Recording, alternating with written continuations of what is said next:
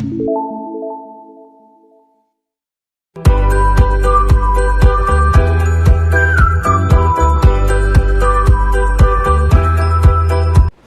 morning students, this is Joy Varghese from Uncovering Chemistry. Today in video 6 we are going to discuss about preparation, properties and uses of nitric acid. Now when we discuss what we have discussed in our previous video, that is preparation, when we say there are two types of preparation, that is in small scale, that is laboratory preparation, and now in a bulk, that is bigger quantity or high amount, what we call it as, that is commercial or industrial scale. Okay, so first we are going to discuss about laboratory technique of preparation of HNO3. Okay, now in this technique, when we say here, you can see laboratory technique. In nitric acid is prepared by heating. In laboratory, nitric acid is prepared by heating. Now, two things can be used for heating. You can use what we call it as KNO3 or NaNO3. That is potassium nitrate or sodium nitrate, NaNO3. These two things you can heat it in a apparatus, what we call it as, and that apparatus, this KNO3 or NaNO3 with H2SO4. Here KNO3 and NaNO3 with H2SO4. Now H2SO4, when we say, we require a concentrated H2SO4 in a glass retort. In a glass retort. Here, now glass retort is an apparatus which is used for preparation in chemical laboratory. What we say, it's a apparatus which is used to prepare this HNO3. What we say. Now, why this glass retort? Because if any of this compound or material, what we call, is less, so if you want to add it, you can add it during the reaction mixture. So here, that's why glass retort is used. You can search on any search engine glass retort in chemical laboratory, so you will get the image of that. If possible, I will also put the image if possible. Okay, so now here, so this is the way in which laboratory technique we use KNO3 or NaNO3. It is heated with concentrated H2SO4 in glass retort.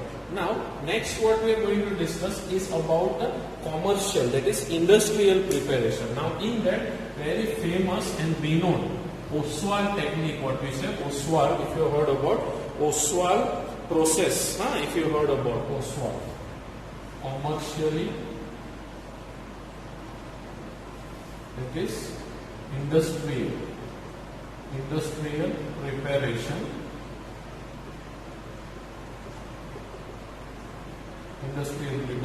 in which Ostwald process, what we call it as. This Ostwald process, when we say, it is of what we call it as 3 steps. It is of 3 steps in which we will use ammonia first to prepare NO, then that NO is treated with oxygen, and later on to prepare NO2, and then the NO2 is mixed with water to give you HNO3. Clear? So 3-step reactions are there, what I said here. First, what we call ammonia.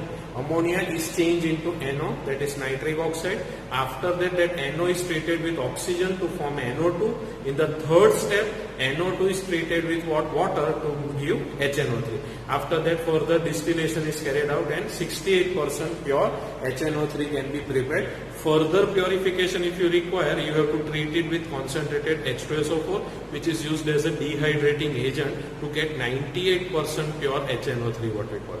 Clear? So these things we are going to discuss. So there is step 1 in Ostwald process. Which process? Ostwald process, that is preparation of NO from what you call it as ammonia. Means when NH3 is treated with oxygen in presence of catalyst, what we say. So in this case, catalyst what I use are platinum or rhodium catalyst. Which one? Platinum or RH, rhodium, is used as a catalyst. Platinum or rhodium is a catalyst which is being used, what we say, at 500 Kelvin temperature and 9 bar pressure. Okay, so So when you treat this ammonia with oxygen at in presence of this platinum and rhodium catalyst at this temperature and pressure, you will get what we call it as 4NO plus 6H2O. Now these both are in which state? Gaseous state, what we call it as all. This are in which state? Gaseous state, what we call. Understood? Now this is step 1, means this step convert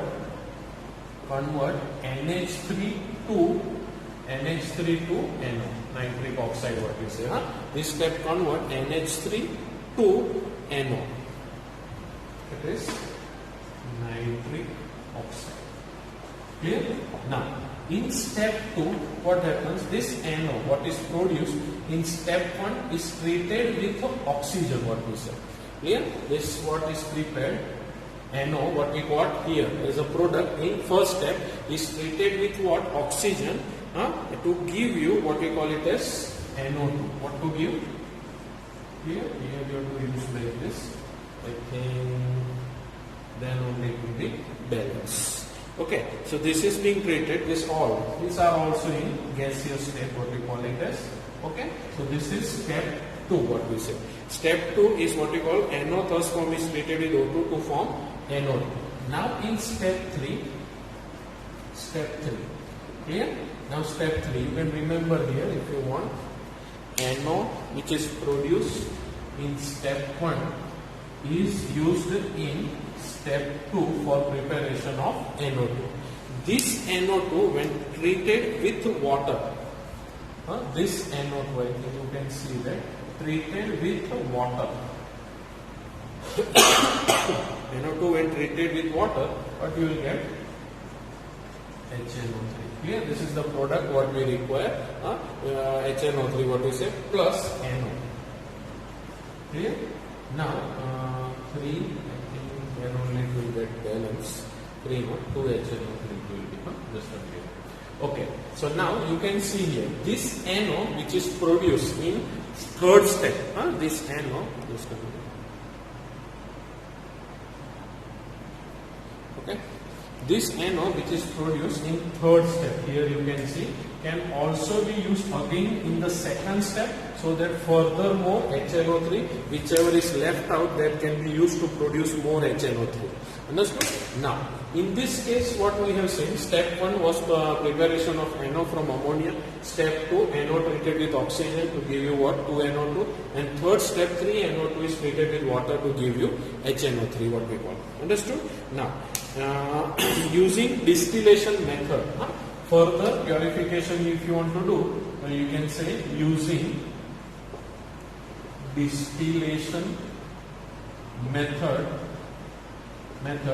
68% by mass HNO3 can be produced, what we call 68% pure, what we call it as 68% purity by mass, that is concentrated HNO3 can be produced. Okay, now further if you want to change this 68% to 98%, you have to treat it with concentrated H2SO4. Now this H2SO4 will be used as a dehydrating agent.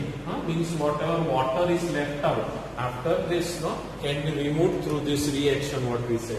Clear? So further, if you want to change it to 98% pure, can be achieved by dehydration with concentrated H2SO4. Clear? So this part I think it is clear. 68% if you want to make it, 98% you have to treat it with the concentrated H2SO4. Dehydration is being done. Okay. So this was all about preparation. That is Ostwald method, 3-step method. Very useful. It can be asked for 3 marks, or in complete the reaction also it can be asked. Okay. So we will just pause here the video, and the next is we have discussed about all preparation. Now we will talk about the properties. Okay. Now, when we talk about the properties, there are 2 types of property, physical properties and chemical properties. So, in physical property, first we will discuss about the structure. So, this you can see here, the structure of HNO3, in which OH bond or HO bond is bond length, what we call it as 96 picometer, HON bond angle is 120 degree, ONO bond angle is 130 degree, and NO bond length is 121 picometer. Same way, the bond length between nitrogen and oxygen of OH, what we say, is here 140.6 picometer. Understood? Now, when we talk about, this is all about the structure. This structure, they will put a question mark or X here, and it can be asked in MCQ for 1 mark, what we say. Understood? Now, structure, when you talk about properties, physical properties, we can say right here, that is, it is colorless liquid with we can write colorless liquid with melting point and boiling point. Melting point, we can say it is 231.4 Kelvin. 4 Kelvin. Now this can be asked for 1 mark MCQ, and the boiling point, what we say, it is 355.6 Kelvin, what we say. Okay, so it is a colorless liquid with melting point. This you can write as point number 1. Point number 2, when we write the laboratory grade HNO3, the laboratory grade HNO3 is 68%. This already we discussed how to prepare it. Preparation we have seen by mass with specific gravity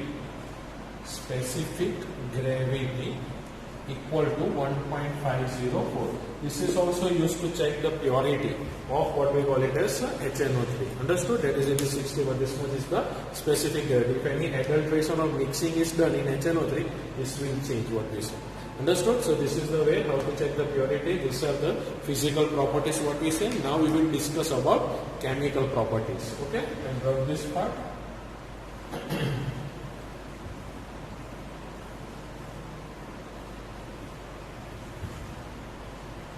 Okay, so one part of properties, that is physical property, over. Now we will discuss about chemical properties. Okay, now we are going to discuss about chemical properties. Now when we say chemical properties, HNO3 is a strong acid, and when it is mixed with water, it dissociates into this following reaction. You can see here. HNO3 is a strong acid. Yeah. And when it dissociates, when it is mixed with water, you can see here, it gets dissociated into H3O plus NO3 minus. Like this, it gets dissociated. Understood? Now, the concentrated HNO3, we know it's a strong oxidizing agent. This you can take it as point 1. Concentrated HNO3 is a strong oxidizing agent. Now this we have already studied in our previous chapters what we have seen. The strong oxidizing agent, it can oxidize or dissolve most of the metal. It can oxidize or dissolve most of the metal except when we say noble metals like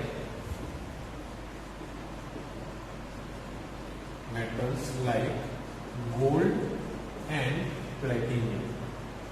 Yeah? Now in this also, gold, if you want to dissolve, we have studied about aqua regia or royal water, what we say, that is 3:1 ratio with HCl. You can dissolve what we say gold also, but only with HNO3 it will not dissolve. So this is the thing what we have to remember. Then third, what we say, the third number point, that is concentrated and dilute nitric acid. Concentrated and dilute nitric acid reacts in different way with copper, Cu. Yeah. Now this reaction, it is given in your textbook. If you see, that is, if you use dilute HNO3. What is the word? Dilute. I have written here dilute. You can see in the reaction the different products you get. So when you use dilute HNO3, you will get what? Copper nitride like this, or CuNO3. But the byproduct what you get now are different. Clear? Plus H2. Now this you have to remember, and it is very easy to understand in complete the reaction. Here, when you use dilute HNO3, you are getting this. Other products will be same. Same way, another if you see copper and HNO3. Now this if you use concentrated. What is the word? Concentrated HNO3 if you use what we say here. Concentrated if you use, you will get what? CuNO3 twice plus 2 NO2. NO2, right? Plus 2 H2O. So here if you see, the product is different what you see. Understood? Just a minute.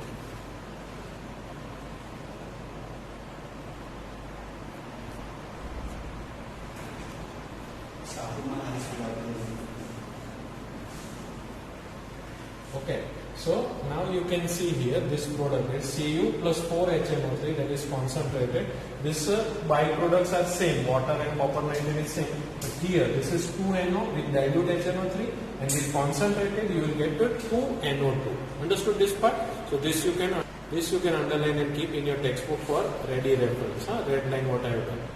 Now same way when we say this concentrated and dilute nitric acid reacts in a different way with what we call it as zinc, Zn, right?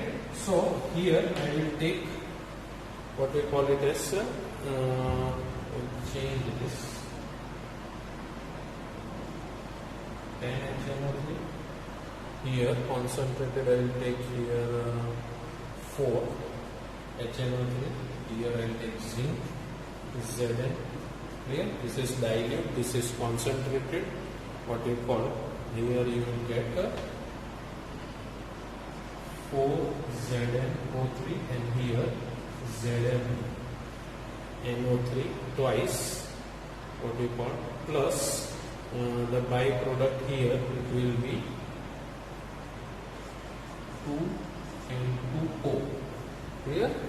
2 and 2O with the zinc. Not 2 and 2, only N2, and here 2 NO2. Understood? Okay, so this is the product what you have to remember with the zinc. I will just underline and keep. You can also underline this product in your book, what you say, textbook. Understood? So this was reaction of zinc. This will be point number 4, what we said. Here in chemical properties, this you can remember, it can be asked for complete the reaction and all. Okay, so this was all about what we call this chemical property. Now furthermore chemical properties are there, that is metals like chromium and aluminium, that I am going to discuss next. Just a minute. Okay. Now metals, point number 5, metals like chromium and aluminium do not dissolve in HNO3 because of a passive oxide layer, or we can also say protective oxide layer of aluminium oxide and chromium oxide, which protect them from dissolving. Formation of passive oxide layer on the surface. Clear? So this was all about reaction of HNO3 with metal. Now reaction of HNO3 with non-metals. What? With non-metals. Now in this case, reaction of HNO3 with non-metals, in your book they have given the reaction with the iodine. Clear? They have given reaction with the carbon, also with the sulfur and with phosphorus, like this. Okay, so now reaction we can see here. 10 HNO3 what we say here, then 4 HNO3, 8 HNO3 and 20 HNO3. Clear? So in these reactions, when we say this all are the non-metals what we are seeing here, with iodine it will give you 2 HiO3 iodide what we say. Okay, hypoiodide also you can use. Then here in this case with HNO3 it will give you CO2. These are the main products what I am talking about. Then with HL it will give you sulfuric acid, H2SO4 what we say. Then with P4 it will give you H3PO4. Understood? So these are the main products what we get. Remaining byproducts what you get with this is 10, in this case 10 NO2 plus H2O, what we call it as the product what you get. Then here 4H2 will be there, then only it will be balanced. Then with carbon, with carbon with HNO3 will give you 4 NO2 clear plus H2O. Now in this case also if you want to balance water, where it will be 2H2O. Then with the sulfur S8 molecule what we say, with the HNO3 it will give you sulfuric acid plus 48 NO2 plus H2O, right? So this is the highest one you can remember with 48 NO2 and 16 H2O it will be for balancing. Then with the phosphorus, that is P4, what we say P4 molecule, 20 HNO3 will give you H3PO4 plus 20 NO2 plus H2O. Now here also if you balance hydrogen with this, I think it should be 4H2O, because 12 plus 8, it will be 20 hydrogen. Understood this part? So like this is all reaction what we say with non-metals what we say here. Now the next what is given in your book that is related to this brown ring test, one topic is given that I will explain, but I will drop this part. Now that brown ring test, what topic is there, that I will be taking in the next video. But in this case we will discuss first about the uses what we say. So chemical properties over. Now uses, when we say uses, when we say here you can write down 1, 2 and 3. What is it? That is, it is used in manufacturing of ammonium nitrate. Used in manufacturing of ammonium nitrate. Here used in fertilizer. Here it is used to prepare explosive. That is trinitro-glycerin. Or trinitro, I think you must have heard about it. Like nitroglycerin, sorry. Nitroglycerin, sorry, not trinitro. It is used for preparation of explosive like nitroglycerin and trinitrotoluene. What we call it as TNT.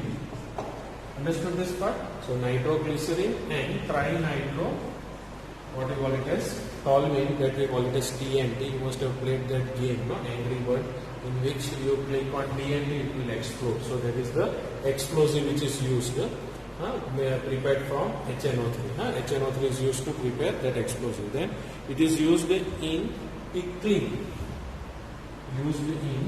That is processing, pickling of stainless steel. And also when we say for in metallurgy for etching, what we say on the surface of metal, what we say etching of metal